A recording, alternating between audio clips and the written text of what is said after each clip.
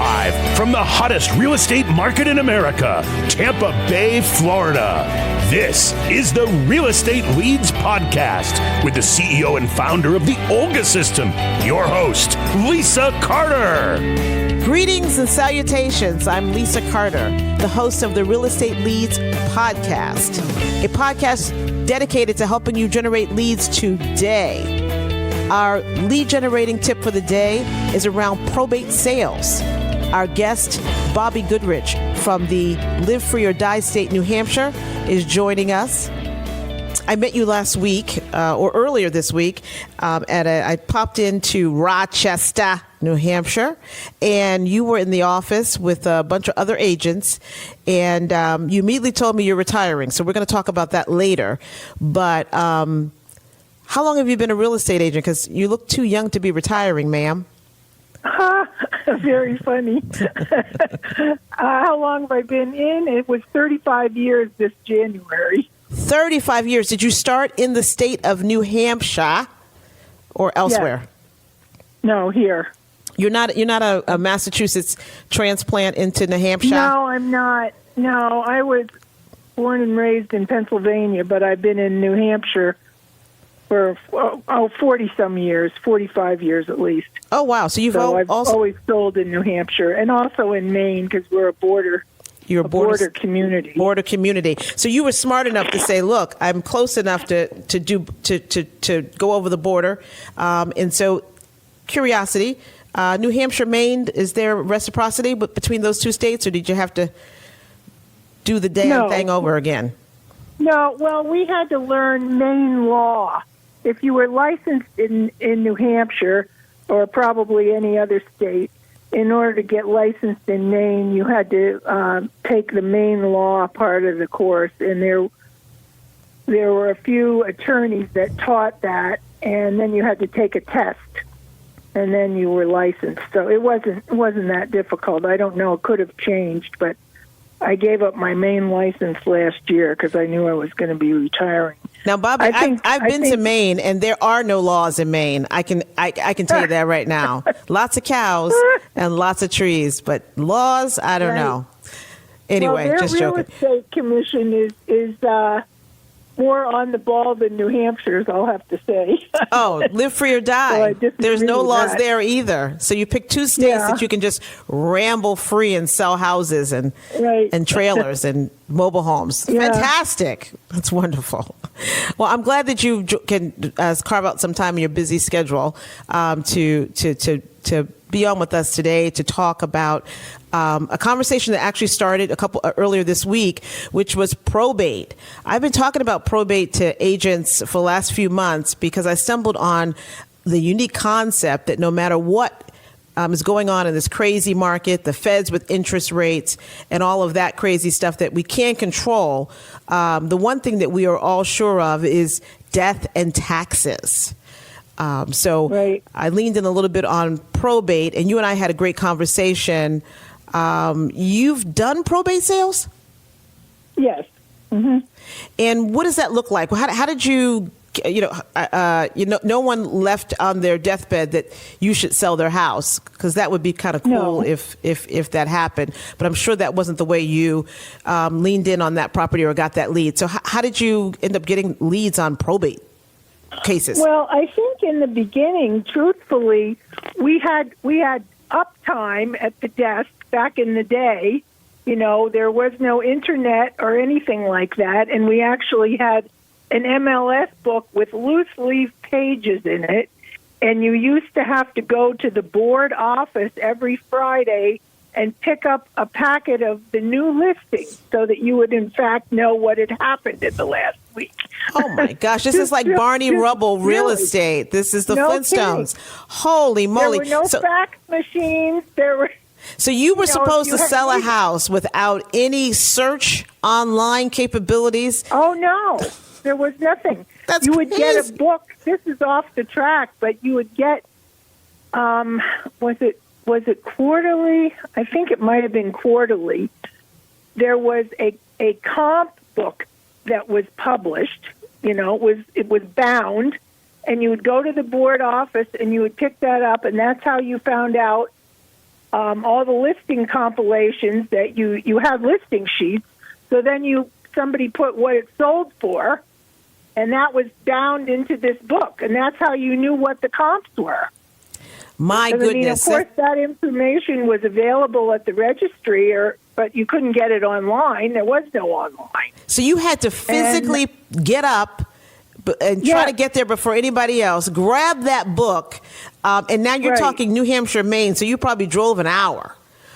Well, no, I think the board office, we would get it from, probably in Sanford. It wasn't too far for us to drive, but anyway, it was done, and there was nothing that happened in a hurry because it couldn't.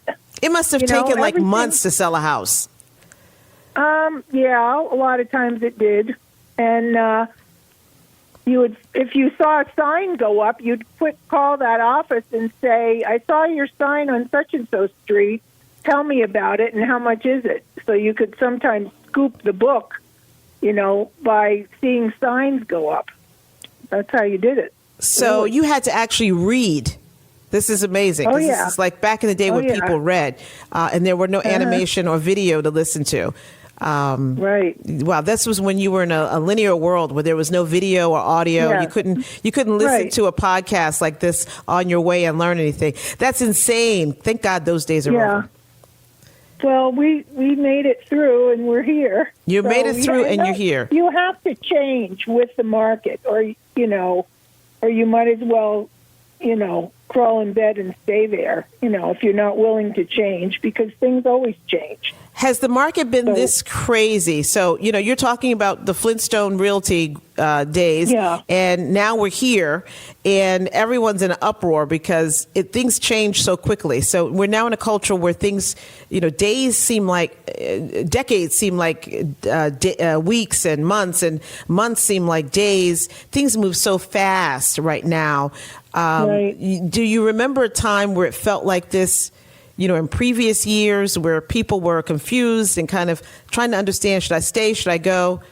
Not really. I don't remember this kind of appreciation by leaps and bounds that's going on now because of the lack of inventory. The other markets that I've been in, I think it has been the opposite problem. Because, for one thing, I'm trying to think what year it was, probably in the 80s, that the Portsmouth Naval Shipyard was downsized from something like 13,000 employees to maybe it went down to 5,000 or something like that. And the Pease Air Force Base was decommissioned, and so there were a lot of military-owned homes that went on the market, so there was a glut of inventory. And, of course, there were a lot of foreclosures also. Right. So it was kind of the opposite problem. So previous years, the hiccups in the market have created an abundance of listings, never a void of listings. So it's like we're like in reverse, upside down world in Stranger Things. Yeah. Wow. Yes. That is crazy. That is crazy. So, but even, it's feast or famine, and one extreme doesn't negate another. So in an upside down world where there was just too much of abundance, so sales were not a problem, or were they a problem? They were a problem because what happened, the military people got buyouts, and also if there were corporate downsizings going on, they got buyouts either from the military or from a corporate employer. So they were given their money. Somebody did a market analysis, and in some cases they got more than market value because these appraisals were behind the curve and properties were selling for less. And say somebody's house at the time might have been worth $150,000, they'd give them a buyout for $165,000, and they'd go, yes, and they'd take the money and run. So there was more inventory. The people that did not have these kind of buyouts that had to sell, they had to sell their property at less than they wanted to. And if they couldn't, they'd get foreclosed on. Now you have more bank-owned properties. You know, it was a vicious cycle. Yeah. And it was down, down, down. So if you had a buyer, it was wonderful. You had your pick of the litter. Right. That's right. But if you had a seller, you were trying to figure out ways to make this house sell. You know, and of course, at that time, there was an internet, but there was none of the kind of marketing that we have now. Not at all. Right. So buyers back then didn't just log on and say, "Oh, I'll be my own real estate agent for a little bit. Let me search." There was nothing of that. No Zillow and all that stuff, and it just didn't exist. So did I have to go to? So was that back in the days when you open up and there was newspaper of what the listings were in your town? No. Oh well, the newspapers were a big part of our advertising. Right. That was the main way that you did it. And, you know, maybe your company sponsored a little league team and they had a banner on the fence, you know, that kind of thing. There wasn't a whole lot of other things to do other than print advertising. And the print advertising was very expensive. Yes, and it still is. It still is when it compared to online advertising. Mm-hmm. So we've had a population. Thank God technology stepped in. We've had a population explosion, and now we're looked at the other side of the upside down world in Stranger Things, which is a stifling low inventory level that's bringing us in.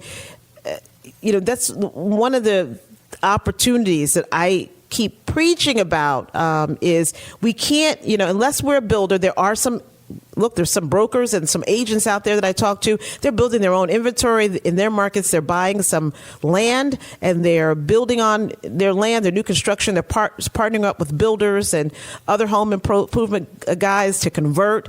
The next wave, what I'm hearing is we're going to see conversions of CRE, commercial real estate, into housing. So I'm really excited about that.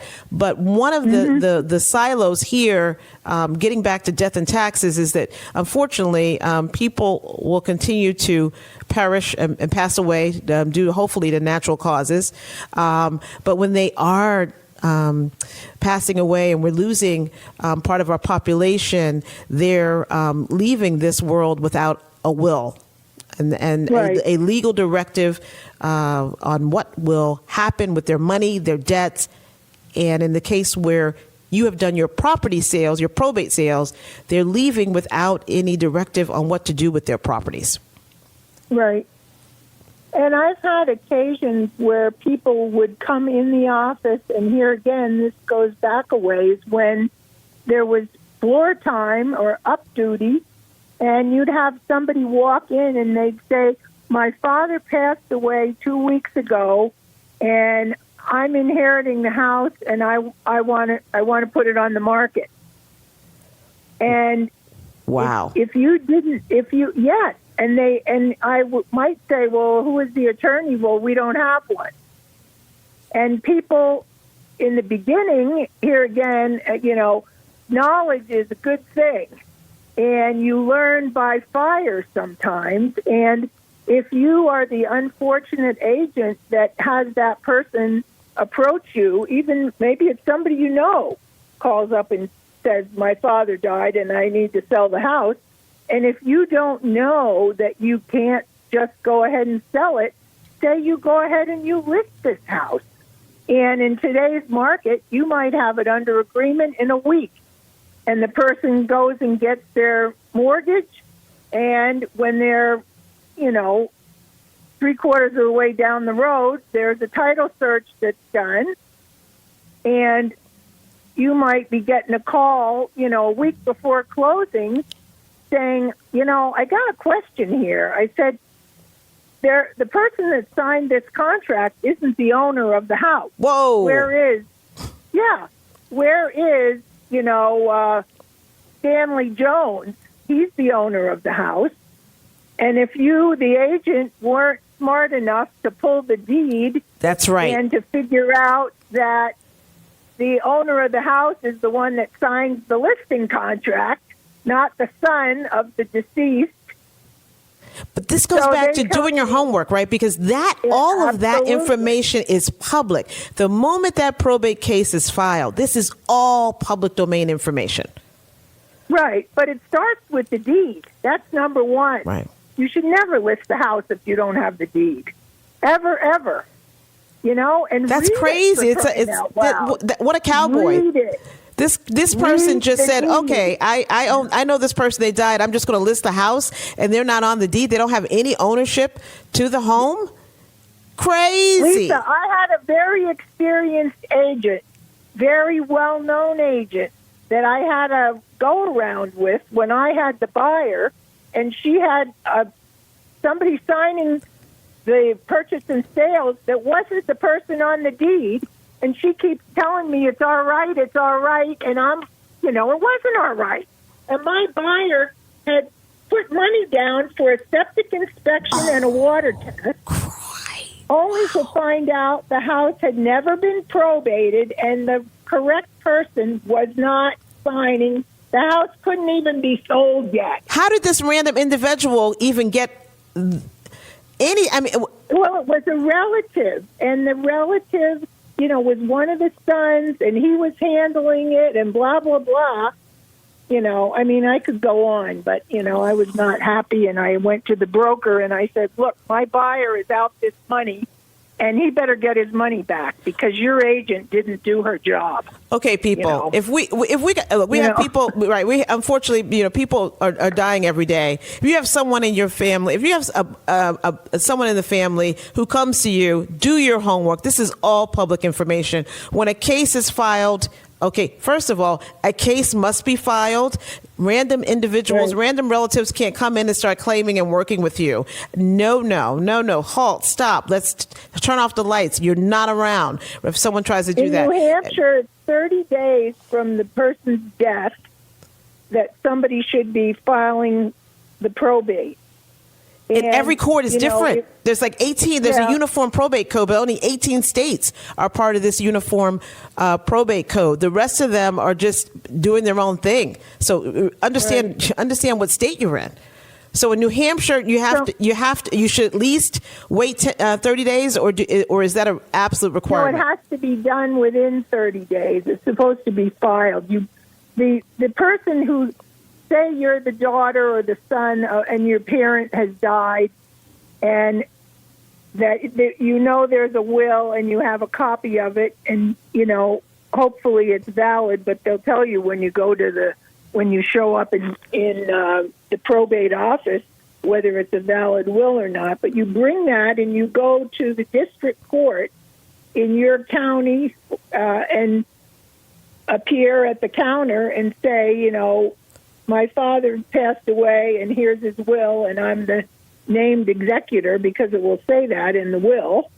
And here's, unless they did one on a napkin somewhere, and it could be valid if it's been, if it's been notarized. But if an attorney prepared it, it will have who the executor is, and then they'll assign you a docket number, and then they'll give you a list. And a lot of this information for agents that have never dealt with this, you should learn about it and go to the web and you can Google probate in the state of New Hampshire or Mass or whatever state you're in, probate process, and then when they give you a whole list of things, the top ones on the list are the law firms of Jones, Smith, there's all the sponsored. Listen, 75%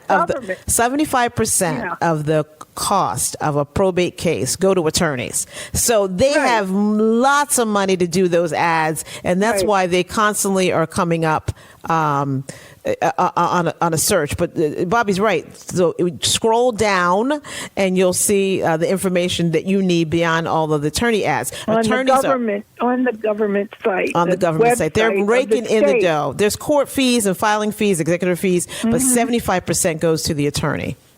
Right. So then you scroll down and then you get what the process is for filing, and there will be a checklist and it might be 10 things on the checklist before the probate is completed. And, in New Hampshire, it's between the least amount of time it will take would be 6 months to complete the process. And it could be a year and a half or more if it's a very complicated one. Wow. But it will be 6 months. And, we'll say what the things are. And one of the things is if the person who died owned property. That's right. That will have, the first step is it's part of the inventory. The person who's the executor has to determine the inventory of the assets of the person that died. And one of the assets would be the house. And then the attorney that's handling this, sometimes they would call me, and their attorneys don't get it, that realtors aren't doing an appraisal, but they call it that. Exactly. They'll say, I need you to do an appraisal of the property, and, it's not an appraisal that they want because they're going to pay a lot more for it. And I would charge them. Sometimes actually later when I did more of them, I did charge for it. Well, I would assume that you would charge for it. It's like a broker. Sometimes in the beginning I didn't, but I do. For the last probably at least 10 years, I would charge for it. Yeah, I was going to say, isn't it like a BPO? Well, I never called it that. I would call it an opinion of value. That's what I would call it.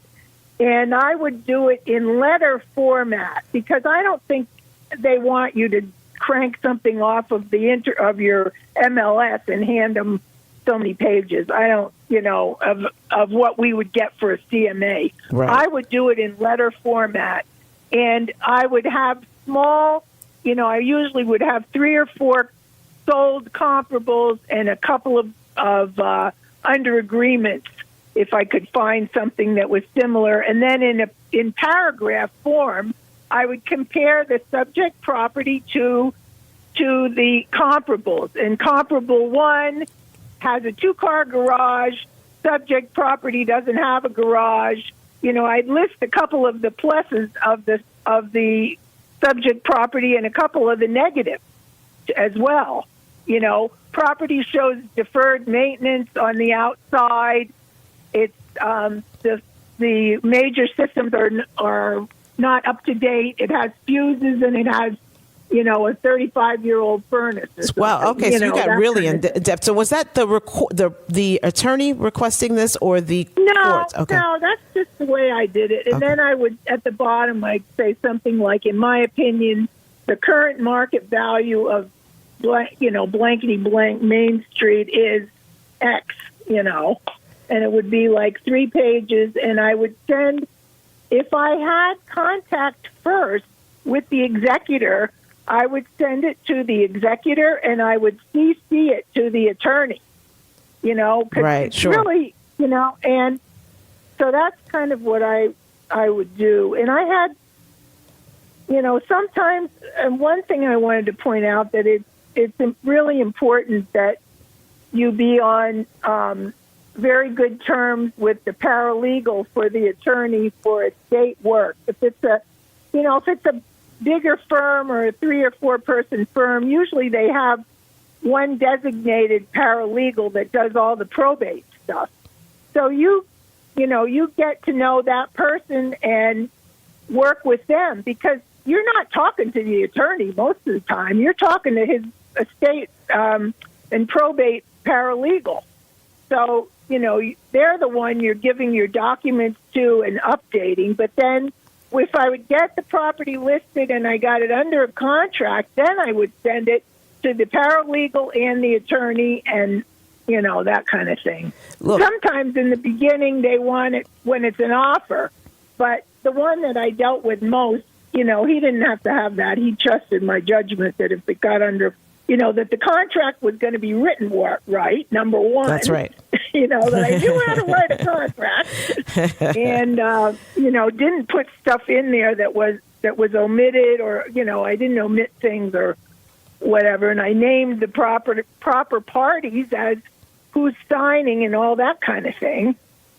So we're here with anyway. Bobbie Goodrich from Century 21 in Maine. She in New Hampshire. She's also a licensed Maine real estate professional. Look, we did the numbers. You and I talked about the numbers on New Hampshire. It was 12,000 probate cases in 2022. That's a large percentage of the state. As you're talking about a state with 1.2 million people. It's a very small state, and 12,000 probate cases. So when you understand in your state what the opportunity is overall, and you start to drill that down, you can even drill that down by county. It's significant. It's significant. As a matter of fact, in the state of New Hampshire, I think it was, unfortunately, the town of Brentwood, which is very close to where I live, had the most cases in the state. It's an older demographic, a little bit more rural, but Brentwood had the most cases out of those 12,000 cases in 2022. You want to look at the opportunity. Bobbie's given us a great bird's eye view of how you navigate. And I think, my takeaway from that is understanding the court system, understanding the laws in your state, even if you are in Maine, gives you the value, gives you the competitive edge over another broker or agent in your office, in your region. It's a very competitive market. It always has been, even back in the day when you had books to go through. And so these are the kind of things that you have to invest your time in to become an expert, right? And so no one's going to become necessarily an expert on probate, but the more you surround yourself, the attorneys, the paralegals, someone at the court system, knowledge is king. You got to know what you're talking about. Otherwise, you're going to have a situation that Bobbie it was horrifying to hear that a family member would just walk up to an agent. An agent would say, okay, great, I got a listing, and put it on. Look, we're all desperate for listings, but my goodness, the guy at the grocery store that used to bag Mrs. Jones's groceries now is coming to you wanting to sell Mrs. Jones' house. Wow. Be careful. Not everybody who comes to you with an idea of a listing, in this case, even has any remote ownership of the property. Crazy. Right. But I thank you so much, Bobbie, for sharing with us how you got into probate. I'm sorry to see that you're retiring. We need more of the more seasoned agents talking about the things that they've gone through, dropping gems. You've provided a lot of gems in this conversation about what you can go through at probate. Not everything is rosy, and then there's some outliers of people who don't own the property, trying to sell the property. So it's a great space to be in. It's not that competitive. Everything is public that you need to be able to go out and approach these families, these heirs. Look, when someone dies, you don't always, get a nice big mansion. Sometimes you just get the debt of your relative or your loved one, and you want to make sure that creditors are paid with the sale of that property. Great agents who are knowledgeable, like Bobbie Goodrich, will get out in front of it and make it happen for those families who are unfortunately grieving the loss. The last thing they need to be is on the phone trying to figure out what the court will and will not allow them to do. So the more that you know up front, the more that you're prepared to help them navigate, those listings will start to flow into you. Unfortunately, for me to say, 50% of the United States dies without a will. Hey, Bobbie, thank you so much.